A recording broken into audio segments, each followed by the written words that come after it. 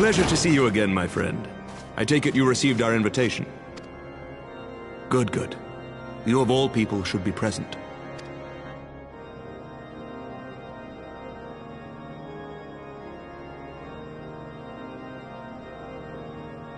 When the true brothers of the faith seized control of the vault, I feared the worst.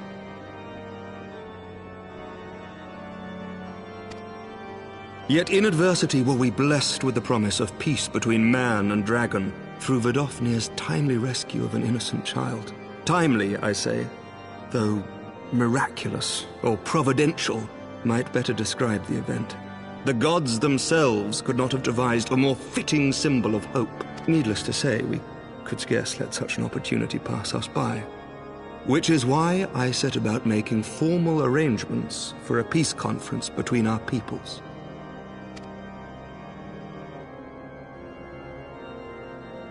You and yours have done more to bring us together than any, and it is only right that you attend.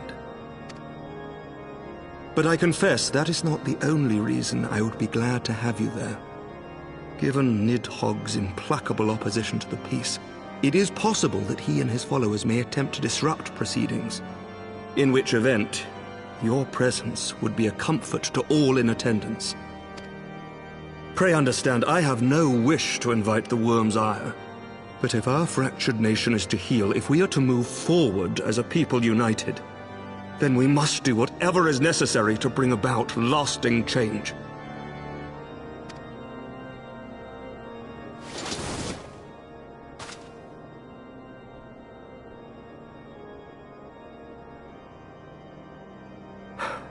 "'Tis nothing. 'Tis nothing." Lucia cautioned me against giving vent to my passions, lest my wounds reopen. It has not been easy reaching out to our opponents in Ishgard, many of whom sympathized with the actions of the true brothers. But in so doing, we have limited the influence of the zealots. The people are ready, my friend. This conference must go ahead.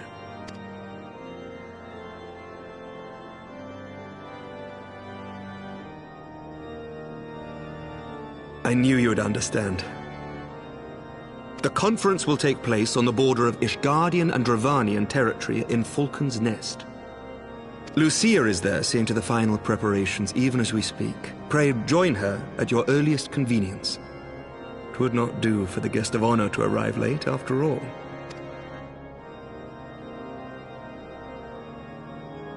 Oh, and one more thing. A drink! We should make time for one. Once the conference is concluded, I mean. By my reckoning, 'tis long overdue.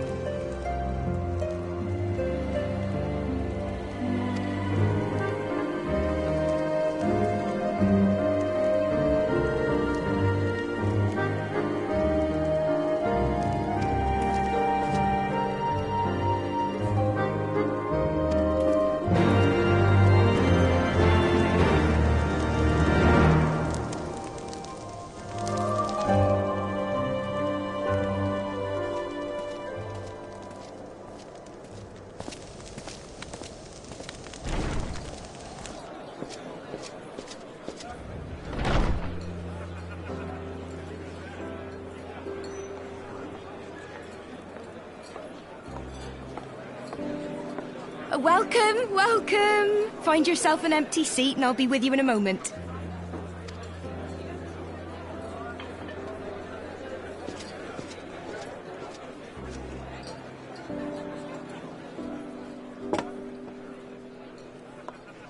Cold out, isn't it?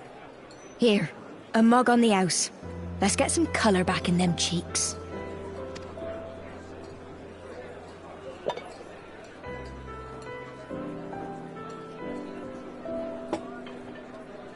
Freed food will be a bit longer than usual. We've got a lot of hungry folk to feed, what with the conference and all.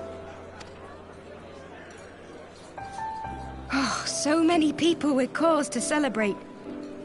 To think there could be peace in our time, after all them years of fighting. When I heard about the conference, I knew I had to come. I knew I had to be here, to do my bit.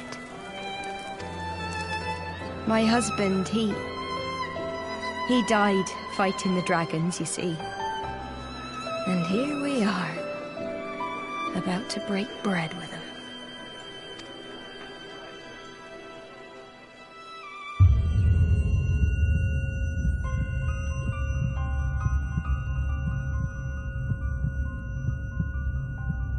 You were right, mother. You look tired.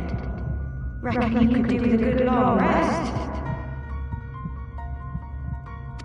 After all you've done, I'd say you've earned it.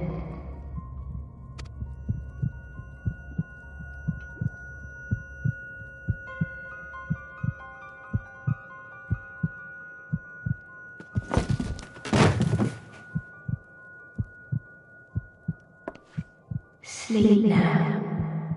Sleep. Sleep and leave us to our affairs.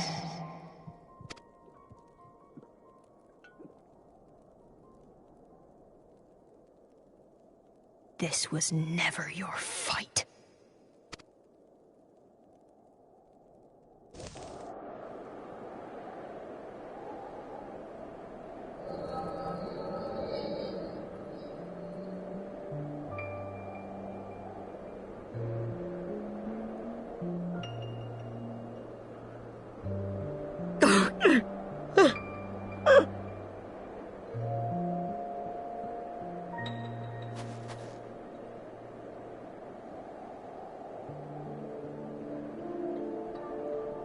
My son.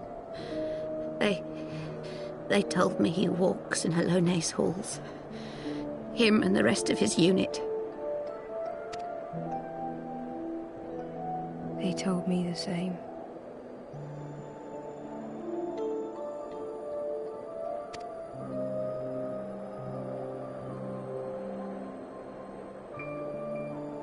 I expect they think it's comforting. Every time I come, I cry. I cannot bear to remember, but to forget would be 1,000 times worse. Yet that is what they would have us do. Accept this truth for the sake of peace. Bury the past and look to the future. But he was my future. My flesh and blood. My heart.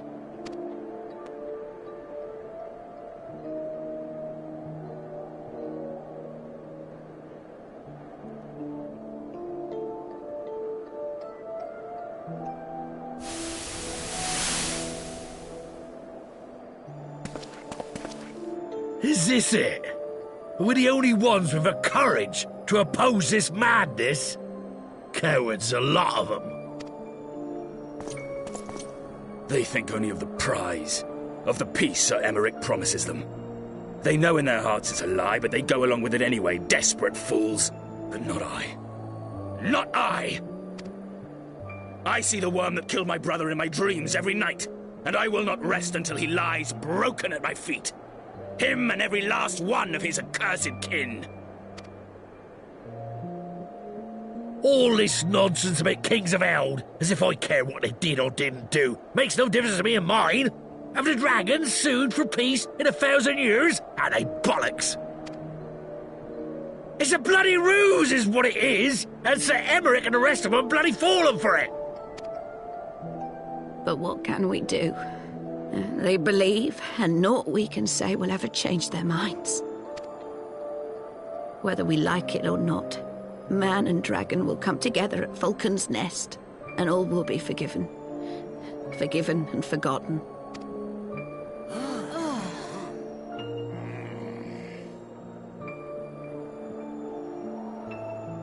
No. I will not let that happen. They will remember the true face of the enemy. I will show it to them. And we will rise up against them once more.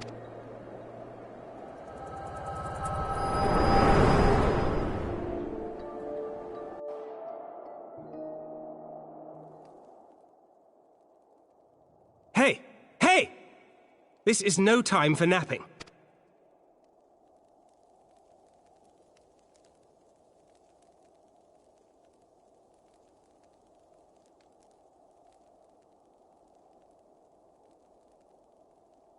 Do you have your wits about you? Good. Come with me. We have a crisis on our hands.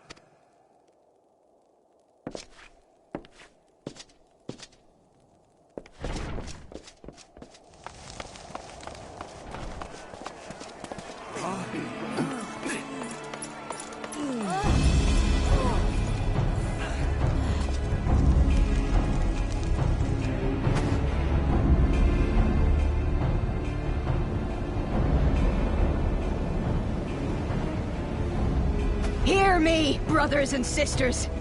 Do not be fooled by the honeyed words of the Dravarnians. The peace they promise is slaughter. Remember your husbands and wives never returned from war. Your children torn apart by fang and claw. Does not your heart cry out for vengeance? Your blood boil at the injustice? Remember the face of your enemy, brothers and sisters. Remember it, and strike back!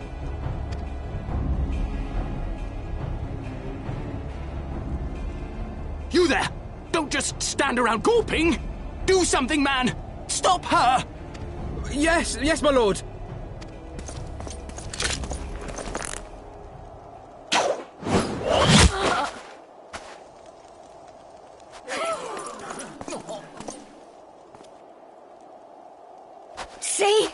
See here the true nature of the Highborn. With lies and deception they lead us to our doom.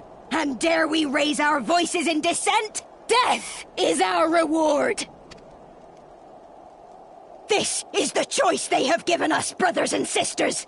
Death by dragon's fang, or death by nobleman's command. Death to all we hold dear.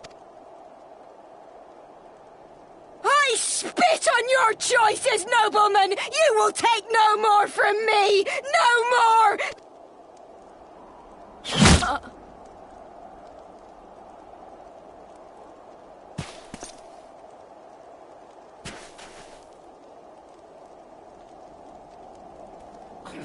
What have you done?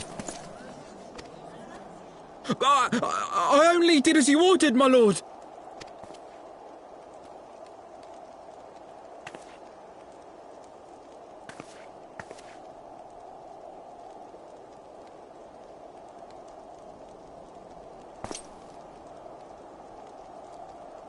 I gave no such order. I did not. I never meant for anyone to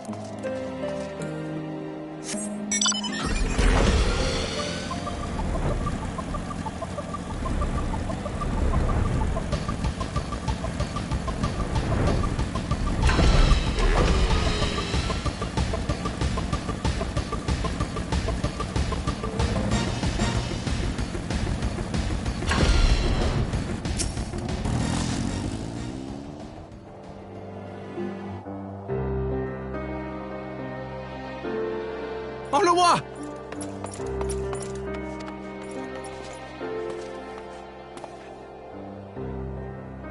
No, no!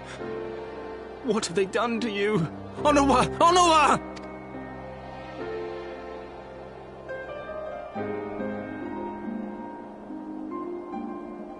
Is that you, my lord? You seem rather flustered. Because of you, you imbecile! What in the seven hells happened to you?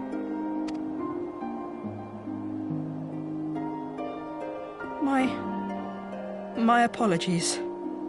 Some few of the guests expressed a wish to leave, and I implored them to stay. It would seem they took issue with my request. Oh, gods forgive me. If I had only been more careful with my words.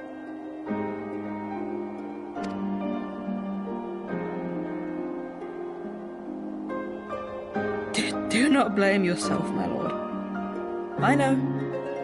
I know that you and your brother have Ishgard's best interests at heart. That poor woman. She lives in the past, clinging to the memories of the lost. But the future holds so much promise, so much joy. And you know that better than any.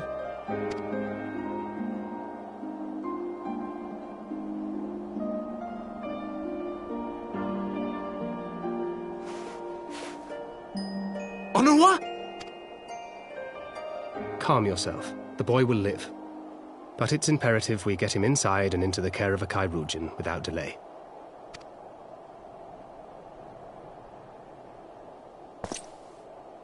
Oh, we were so close! Why does it all have to fall to pieces? Don't they want to live in peace? Don't they want to be happy? We all want the same thing! And still it falls to pieces! Tell me, what was I supposed to do? Someone, anyone, tell me, what was I supposed to do?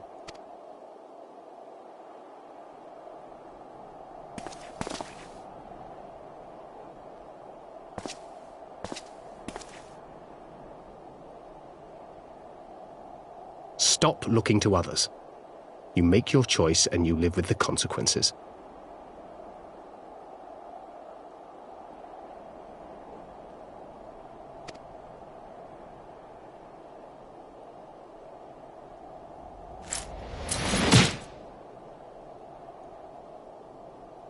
And what would you know about consequences?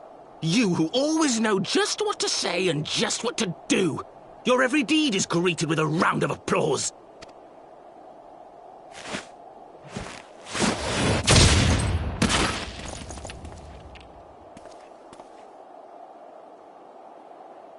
You know nothing about me. I have fought tooth and nail for the people I hold dear. Done everything in my power to save them. And I have failed. Learn to live with it. I have.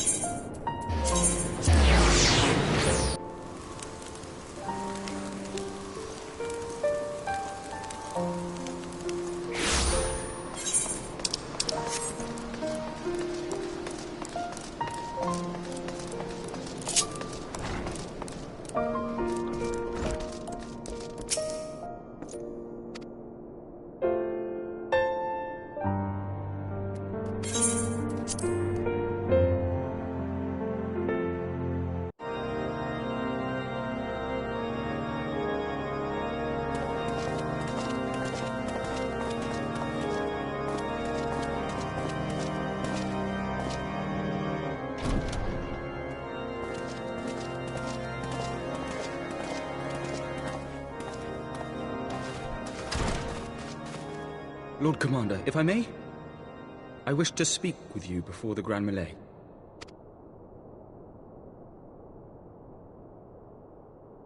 Proceed. How do you do it, my lord? How do you lead with such certainty, when so many of our countrymen will not hear of peace with the Dravanians? Some of them hate you almost as much as the dragons themselves. They decry you as a patricide in the streets. They even tried to kill you, for God's sakes. Yet still you march on, undaunted, where no archbishop dared to tread. What is your secret? Where do you find the strength?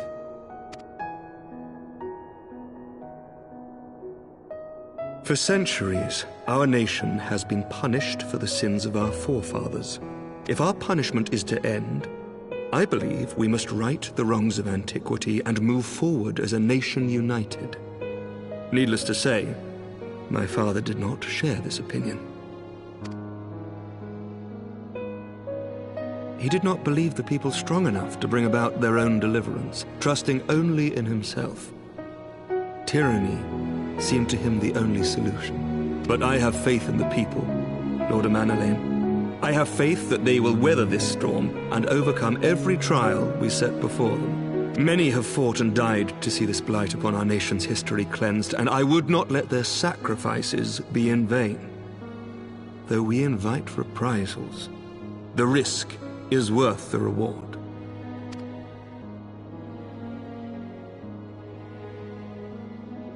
I want to believe. I do.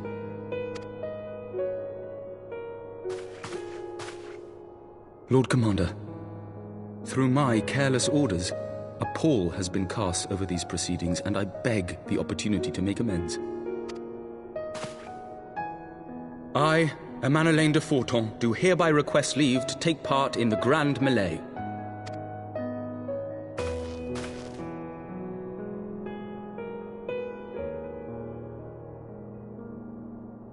Who am I to deny such a heartfelt plea?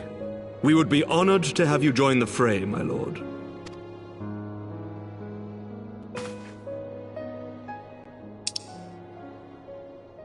You will take charge of the Ishgardian forces.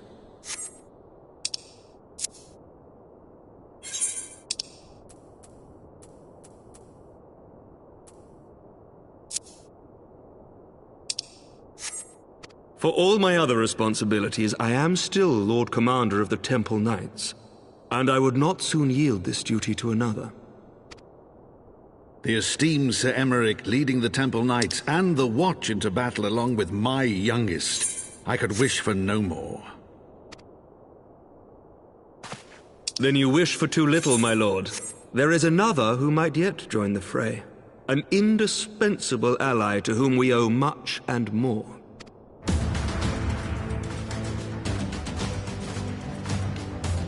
An adventurer beholden to none who nevertheless chose to champion our cause, who has shared in our suffering and in our glory, a warrior without equal, who I am privileged to call a friend.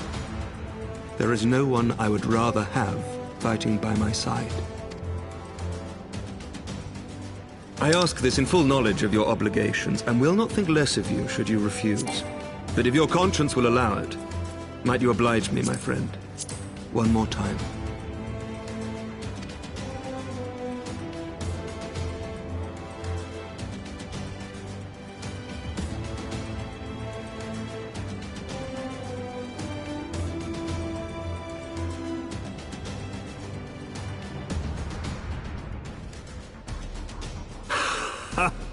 Together we shall give the people a spectacle for the ages, a celebration to mark the dawning of a new era.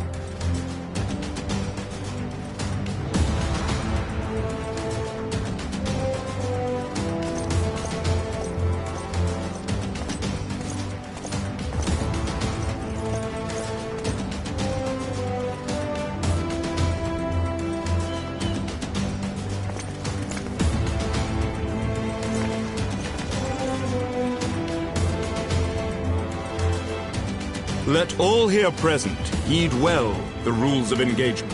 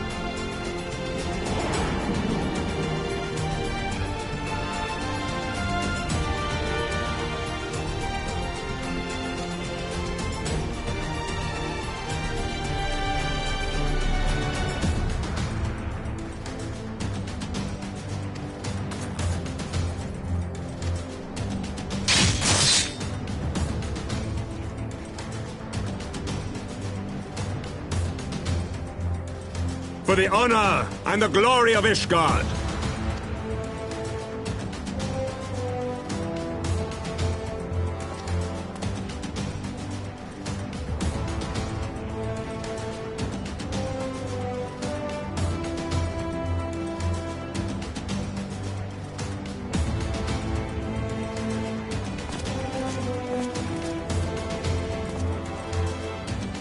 All is ready then.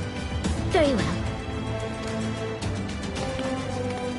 Brave men and women of the Eorzean Alliance, let the grand melee begin!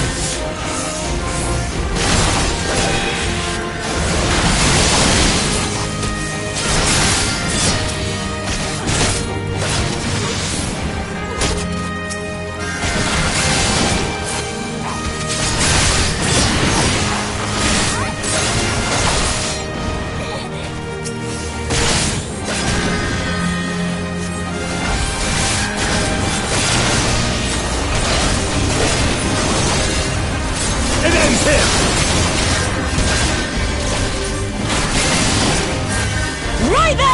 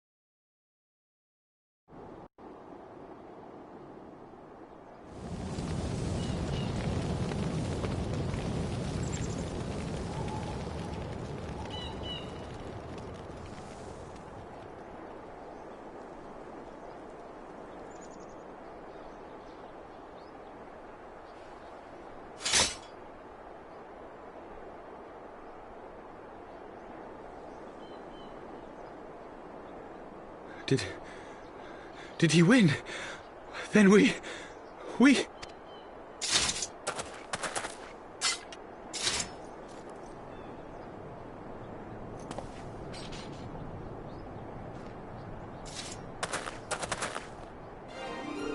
Victory is ours! Ishgard! Ishgard!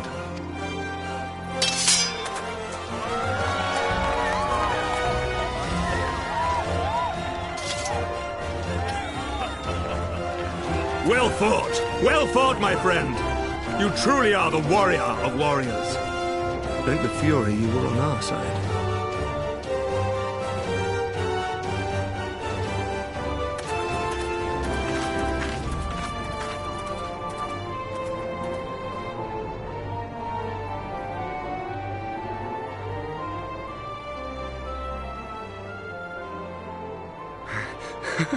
Oh, my lungs are burning, and I can barely stand.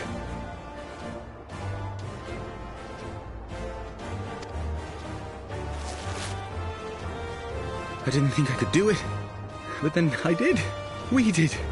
We faced the Alliance's best, and together, with one heart, with one purpose, we prevailed. After 1,000 years of hardship, of strife and bloodshed, we are strong enough to rise to any challenge, be it on the battlefield or beyond. The future holds so much promise, so much joy. We need only show them the way.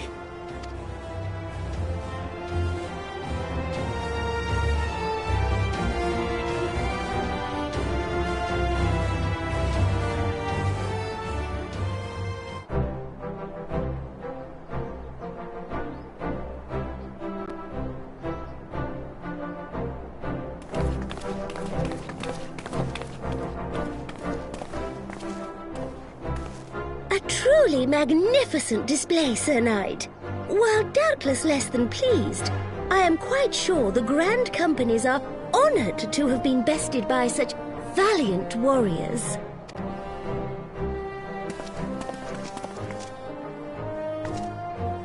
The honor was ours, Your Grace.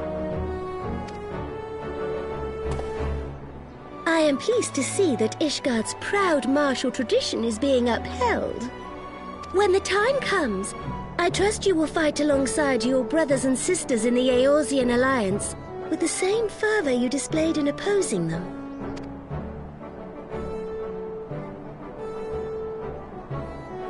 I note that our friend elected to take the field in Ishgardian colors.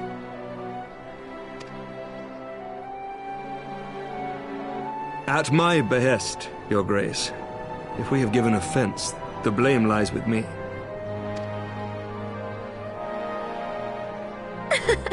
Fear not, Sir Knight. It was a surprise, nothing more.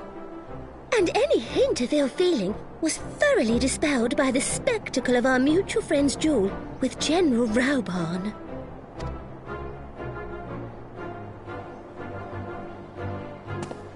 On the subject of surprises, I could not help but marvel at the passion and unity of purpose displayed by your countrymen, given the troubling reports we have received of late. I shall take that as a compliment, Your Grace. The events to which you allude are the price of change. The end of the Dragonsong War marks the beginning of a new era for our nation, and for the people, high and lowborn alike, who will lead her into the future. Ah, yes. The people.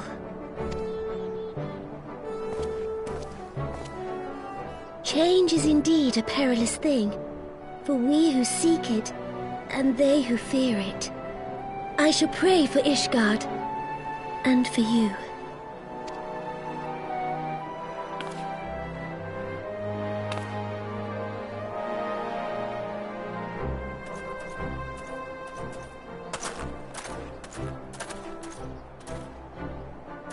Well, that made for a refreshing change. Congratulations on your victory, by the way.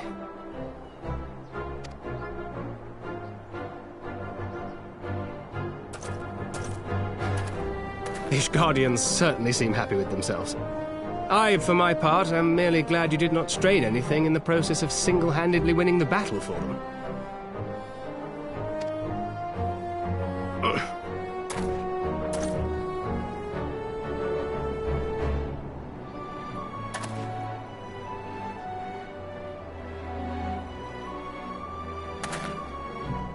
Tis but a scratch, I assure you, and I will not suffer you to worry over me. Not when we have a dozen far more important concerns.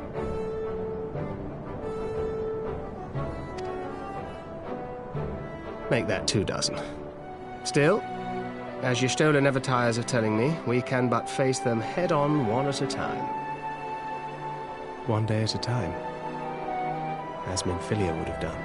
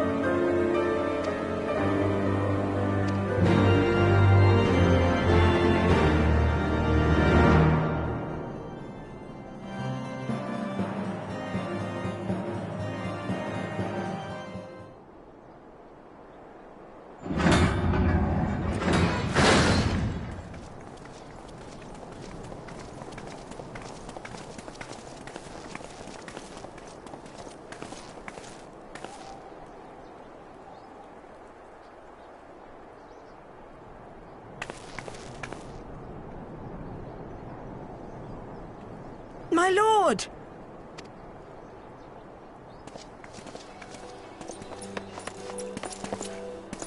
Honorwa, my boy. Shouldn't you be in bed? Thank you for your concern, my lord. But I have largely recovered from my ordeal, and I have naught but several scars to show for it, which I have been told some women may find appealing. I see. And to think I was worried sick over you. I'm not sure I understand, my lord. Well, let's put that theory to the proof, shall we? My lord? 'Twould seem that a great many things have occurred in my absence. I thought I might begin to make amends by welcoming you in person. The messengers spared not their chocobos to bring us word of your victory in the grand melee. I cannot well describe our elation when we heard the news. It called to mind the day we rejoined the Eorzean alliance, and I glimpsed hope rekindled in the eyes of the people. The Fury herself ushers us into a new era. Sir Emmerich, the time is now. Aye, that it is. Reconvene the conference and summon Vidofnir to Falcon's Nest. We will make peace with Hraesvelga's brood and hasten this bloody war to its end. Yes, Lord Commander. I will send word to Artoirel and bid him resume preparations.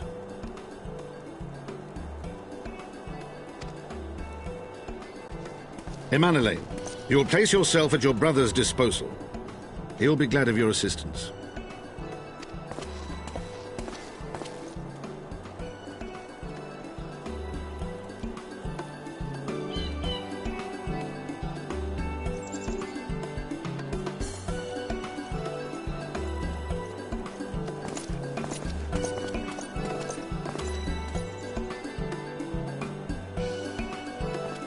No stopping it now, is there? We should inform Y'shtola and the others.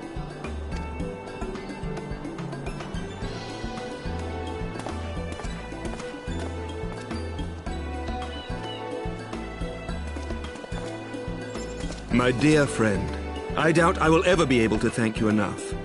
But when the conference is successfully concluded, I damn well mean to try.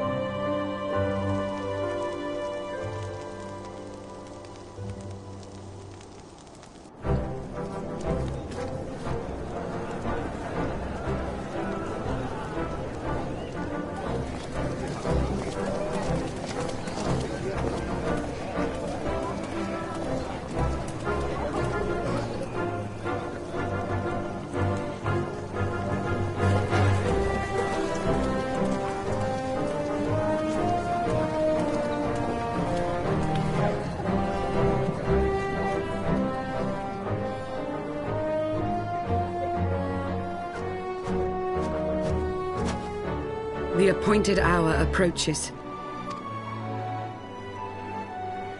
Aye.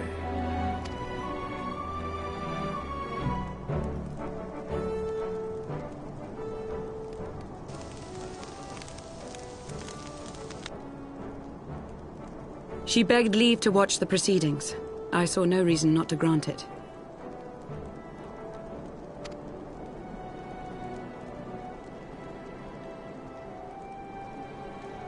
Should I choose to deviate from my prepared remarks, I ask that you trust in my judgment.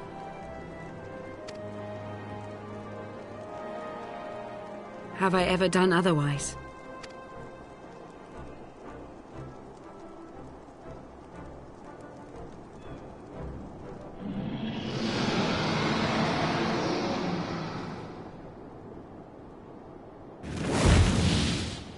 Look!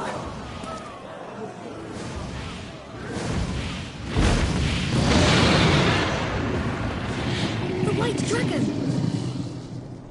Ah, how long it hath been since our peoples met thus, children of Thordan, even by our reckoning. Vidofnir, daughter of Hraesvelga, we give thanks for your visit, and bid you welcome to Falcon's Nest. Our sire bade us hearken unto the whispers of our hearts. They spoke to us of a paradise lost, of bonds of brotherhood which they yearned to see restored. Ours too yearn for such a restoration, and they have guided us here this day, that they might yearn no longer.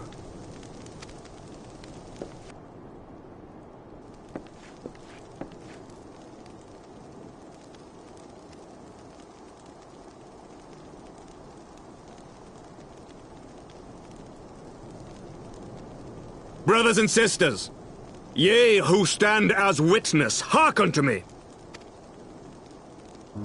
Since the days of Eld, when the bonds betwixt man and dragon were sundered by our hand, our peoples have known only war. Bloodshed without end, losses beyond counting, and still we fought.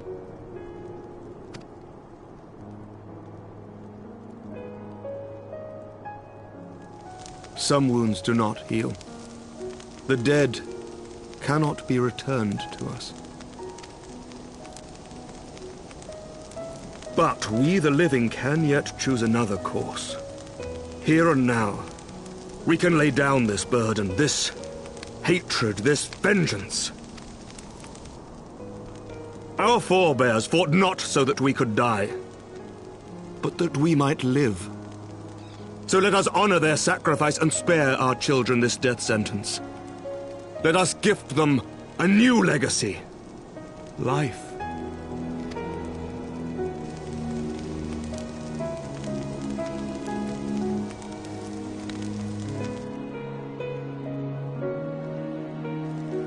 Betwixt our peoples yawneth a divide deeper than the deepest abyss, wider than the widest sea.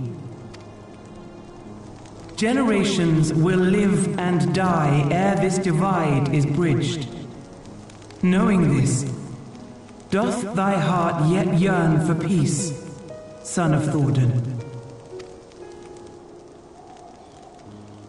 Look now on the legacy we would leave to our children.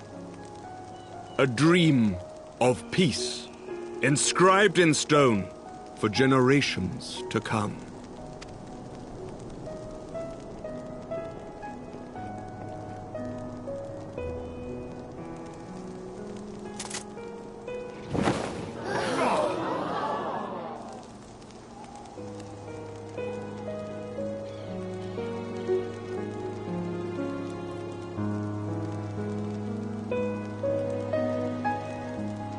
Father and his beloved, as they were so long ago, happy and at peace.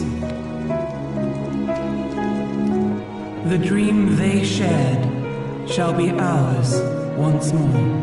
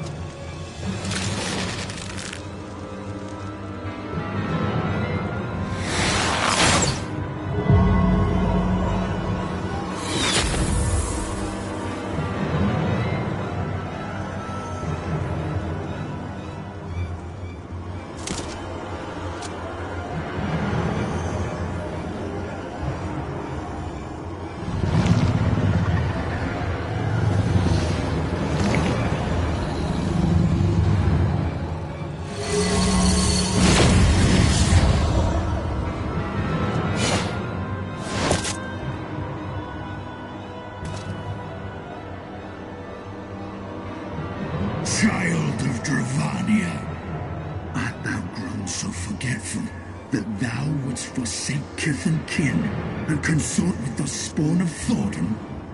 That thou wouldst dare contemplate peace? Hearken unto me, all of you! The final chorus is nigh, and all will be held to account. All will bathe in the flames of retribution.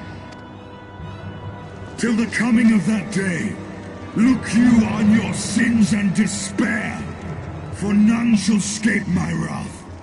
None shall escape my revenge!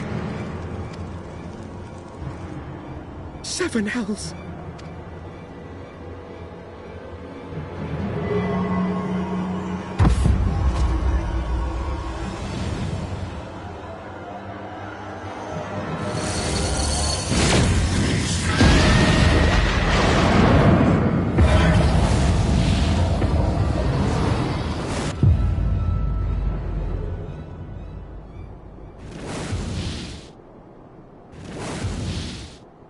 Damn you, Nidhogg.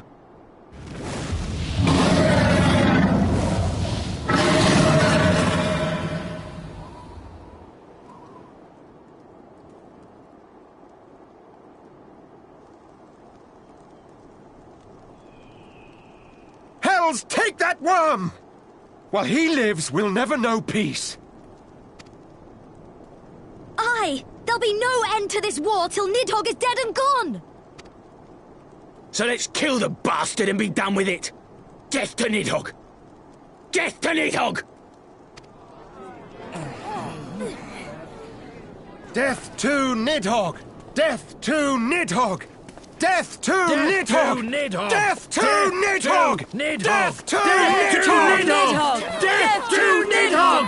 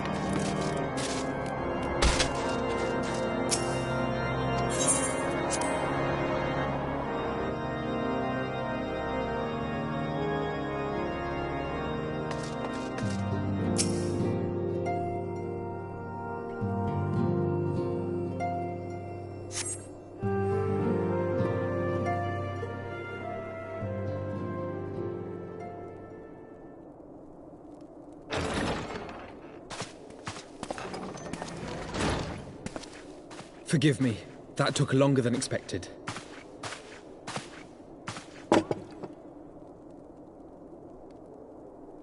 You seem puzzled.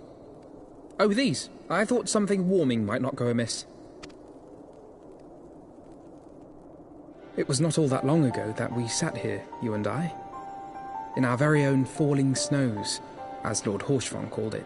I still struggle to believe he is gone. And Azelle too. I had such hopes for her. Master Matoya asked me what it was all for. Why we fight, and why we die. Were I still commander of the Braves, I would doubtless have replied, for the future of Eorzea. But I'm not that man. Not anymore.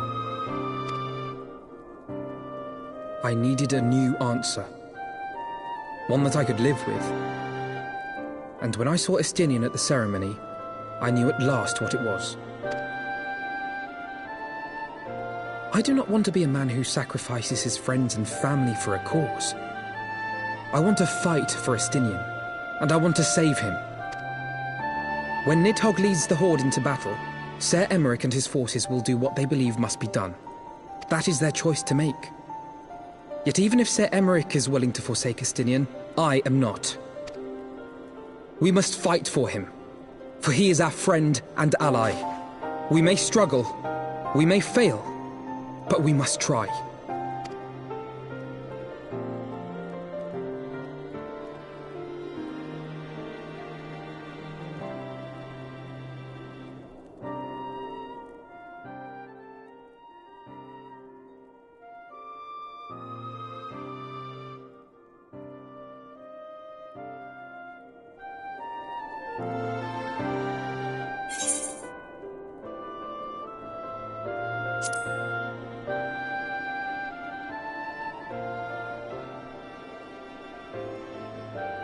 We will. I know we will.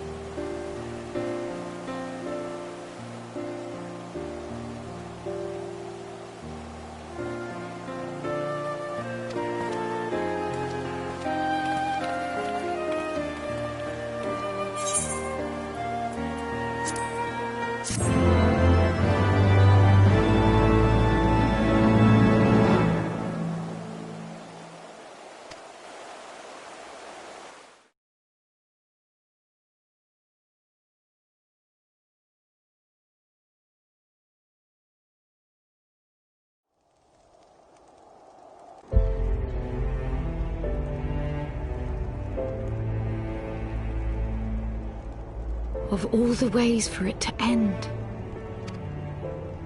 Even before his transformation, I could feel the worm's hatred swirling about Estinian. The terrible, all-consuming rage. Enough to fuel a 1,000-year quest for vengeance. It was all I could do not to run away screaming. But Ishgardians, nay, all Eorzeans, are made of sterner stuff. They face danger and death on a daily basis and understand what it takes to win a war. Think not too deeply on Master Matoya's words. Her intent was but to steal our resolve. That, and to remind us to look beyond these passing conflicts to trials greater still, to the truth which hides at the heart of this world. So that's your aim, is it? You disapprove? Not at all. I believe it's traditional for the student to follow in the footsteps of the master. And you are so very alike.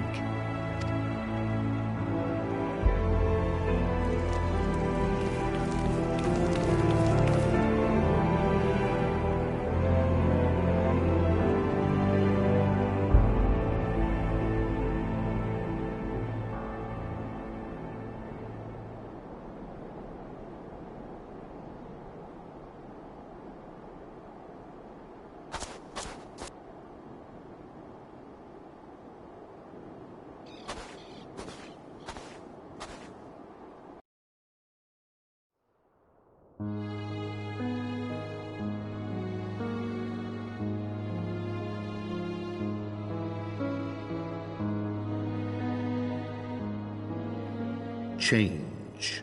That great inexorable wave was upon us, and soon all of Ishgard would bend to its will.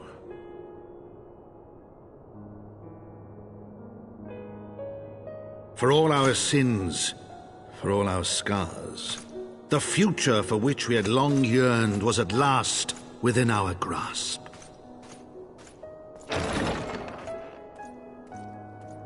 But it would be bought at a heavy price.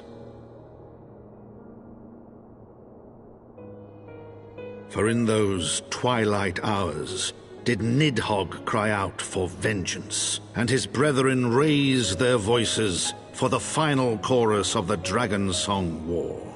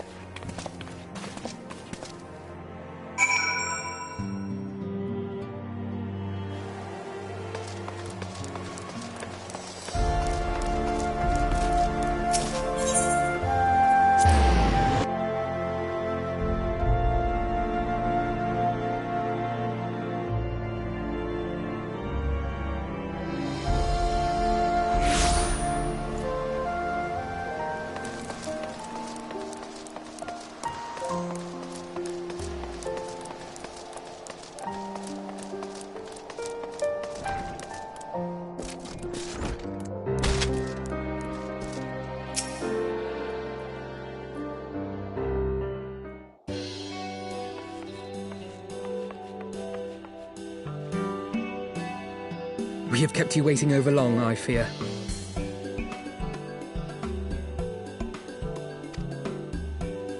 Not to worry, Alphino. We had some rather fine mulled wine to keep us company. Truth be told, you could have delayed your arrival a few moments more. Gibrion got the spicing just right this time. His latest batch is not only delicious and warming, but soothing to the humours.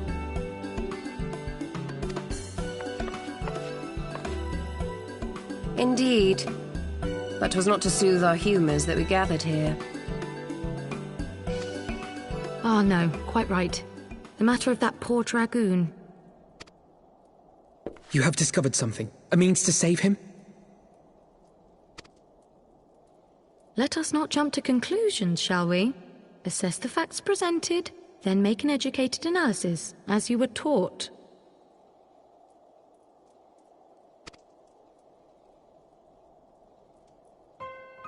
Pray, cast your mind back to the moment of Estinian's transformation. Do you recall how you described it to us? You spoke of the sudden pangs which racked his body when he took up both of Nidhogg's eyes, and of how his form was twisted thereafter into a shadowy semblance of the Great Worm. When he appeared at Falcon's Nest, the worm's eyes were fused to his mail. Would that only his armor had been corrupted. Snaking forth from the eyes, I descried dark tendrils which entangled his very being. His ether has been all but smothered. Then he is lost to us forever? What did I just say about jumping to conclusions? Y'shtola clearly stated all but smothered. As I later discovered, her impression matched my own.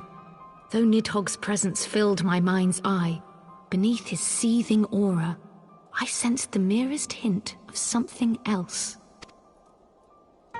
And after listening to Y'shtola's observations, I became more certain of my suspicion, that the something else I had sensed was, in fact, the trace of a different will, submerged in the sea of Nidhogg's rage.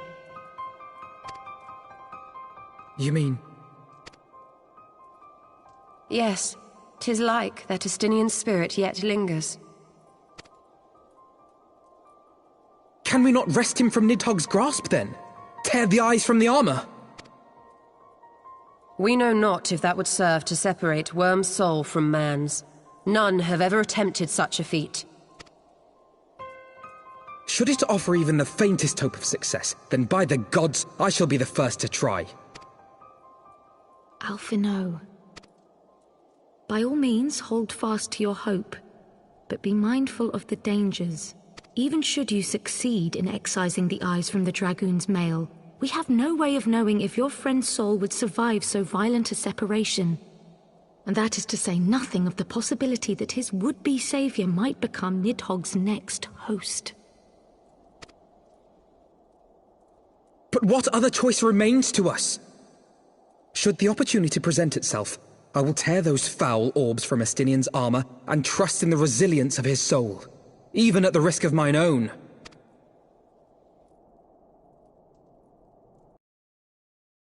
Found you at last.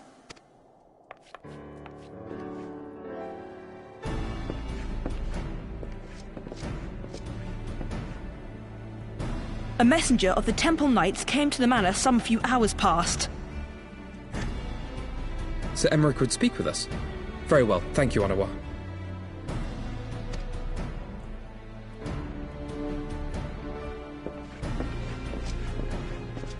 'Twould seem duty calls. Pray see to yours, and we shall return to ours.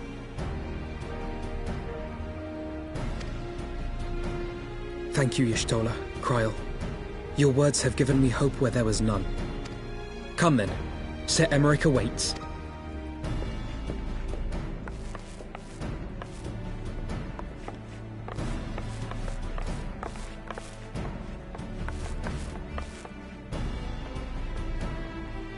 Alphino is allowing his feelings for this dragoon to cloud his thoughts. I worry he may do something rash. Keep an eye on him, would you?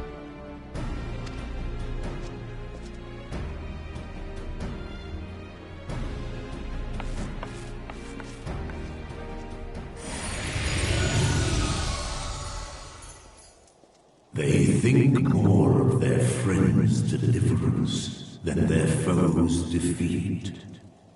But will history commend their fealty or condemn their folly?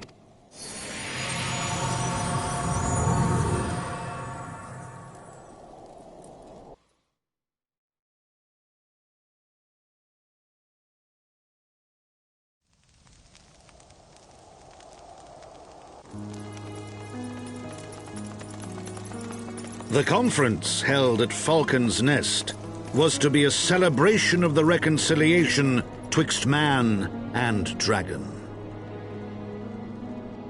But the lingering shade of Nidhogg, clad in the flesh of the Azure Dragoon, did mark the occasion by spilling the blood of his own kind. A timely atrocity to remind the children of Ishgard that the Dragonsong War was far from over. And when fear gave way to fury, the call to arms rang out anew. Death to Nidhogg! Death to Nidhogg!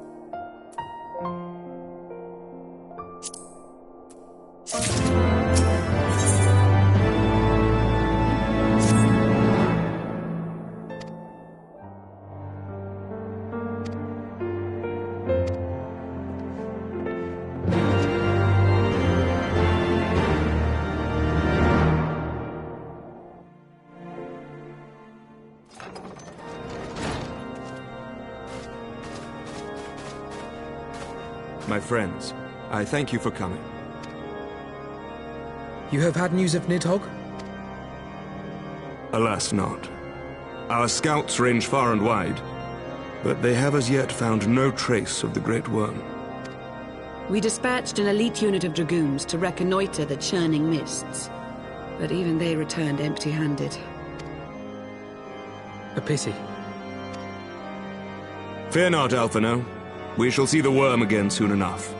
His words at Falcon's Nest attest to that. Indeed, he is like to come sooner than we would wish. I assume Ishgard's defenses are being bolstered as we speak? With all haste.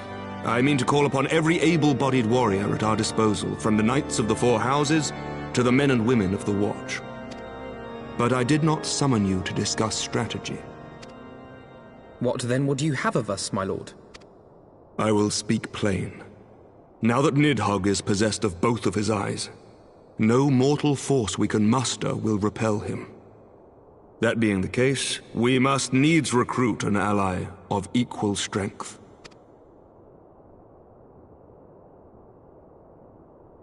You speak of Hraesvelgr? I do. To whom else could we turn? That he is Nidhogg's equal I do not deny, nor can I name another. But convincing the reclusive creature to do battle with his own brood brother will be... how shall I put this?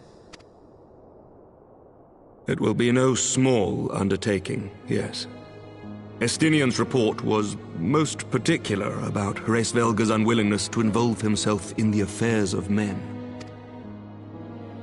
But much has changed since your visit to Somal. And if there is even a chance that the dragon may be swayed, I must plead our case. Whatever price the dragon asks of me, I shall pay it. Such was my oath, to defend the people of Ishgard.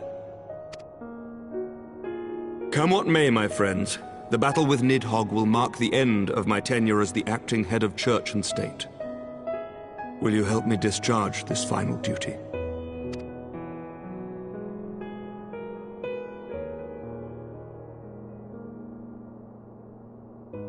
We will, my lord, though I fear our involvement offers no guarantee of success. Come then, we will depart at your leisure. Thank you. Both of you. The city is yours, First Commander. My lord, we should pray for your swift return.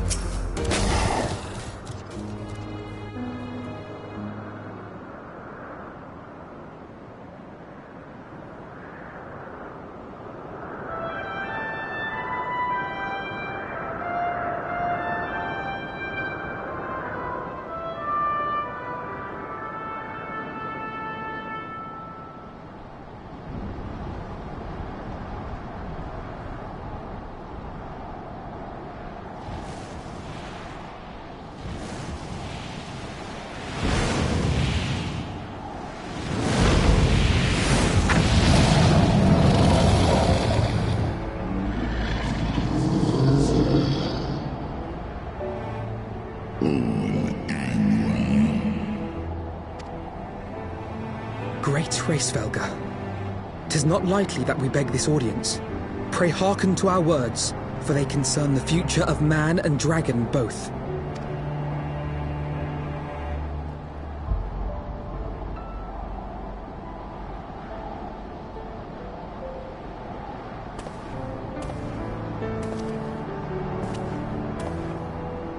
Greetings, Hraesvelga.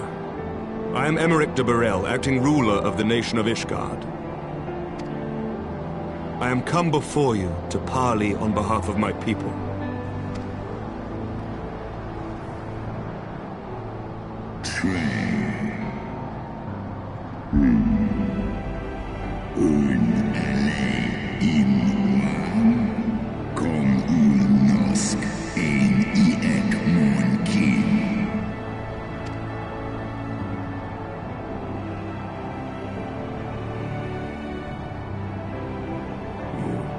Foresaw mine intent.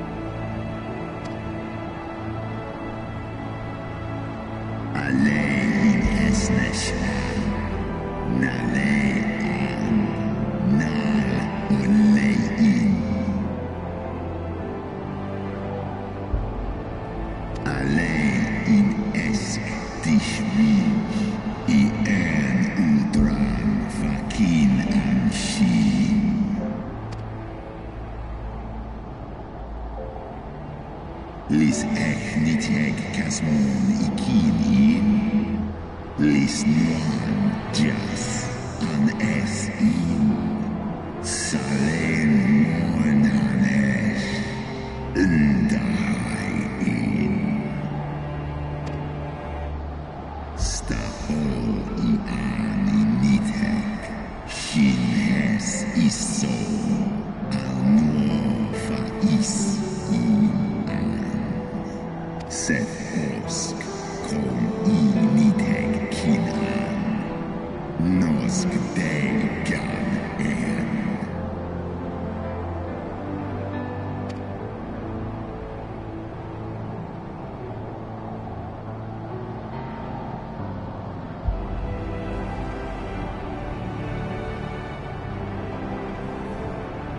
We understand that in your despair at man's betrayal, you seek only the refuge of solitude.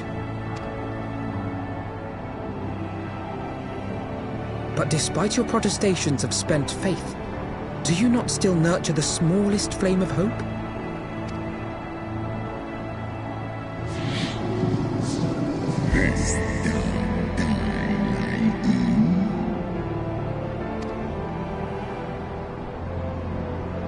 I do. If you claim I see falsely, then tell me, why did you consent to bear a Zell upon your back?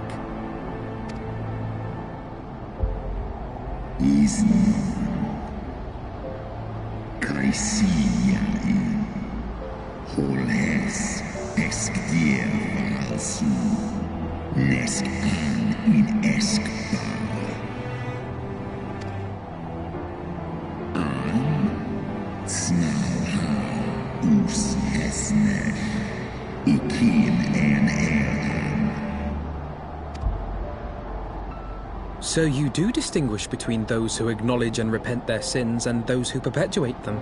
Interesting. It seems to me that you have not, in fact, lost faith in mankind as a whole.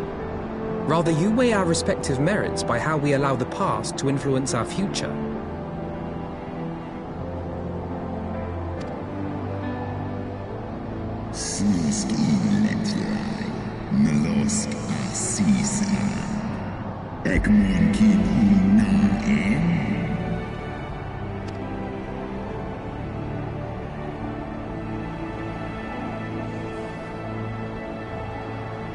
Should we suffer ties of blood to bind our hands, then?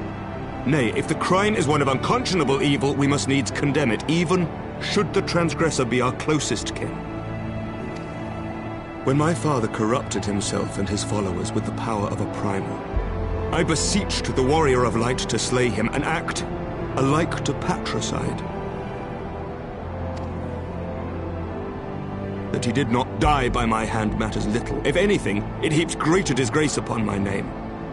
But had my father not fallen, he would have drawn countless thousands into a holy war of hellish proportions, which I hold the greater crime. Thus did I order his execution, sparing the lives of my people and yours. Alas, your brother Worm now prepares to murder those whom I sought to spare. What is more, he has taken my comrade's body for his own. But if I must slay my dearest friend to defeat my direst foe, I will not flinch from my duty. Segmon infi, sesk antis ekmon, kill al-ud.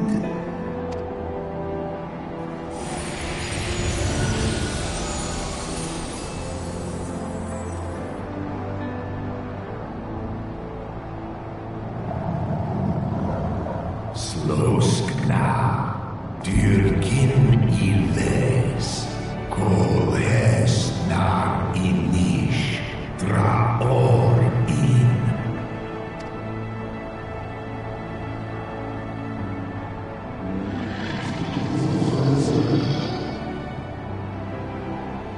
Daniteg, garjas, nosk in an. Slisva olkas kain na.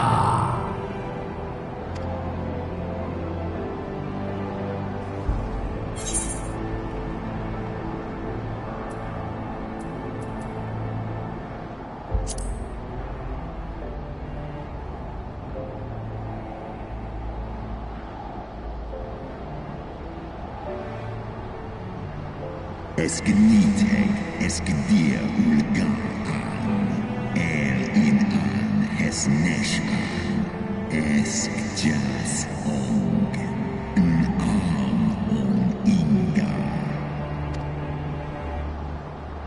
Al-in on ulwota, smahes in an, sway in ratatoska disdai.